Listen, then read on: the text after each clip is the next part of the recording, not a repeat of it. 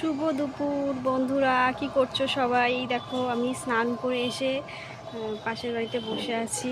ওদের এখানে প্রচুর সুন্দর একটা হাওয়া দেয়, অনেক গাছগাছালি আছে। আমাদের বাড়িতে যা গরম, তাই আমি এখন এখানে বসে একটু হাওয়া খাচ্ছি, বসে বসে। আর কাঁঠাল দেখছি, কত কাঁঠাল হয়েছে, তো দেখাচ্ছি, তোমরা চলো দেখো। এই দেখো কত কাঁঠাল হয়েছে, দেখেছো? এখানে আমি বসে আছি, আম গাছও আছে এখানে, পাশেই আম গাছ, বোঝা যাচ্ছে না বাট আমও আছে। এই কাঁঠাল গাছের উপরে আমও ধরেছে, দেখুন। আমি বসে বসে এখন হাওয়া খাচ্ছি, প্রচুর গরম দিয়েছে, প্রচুর গরম।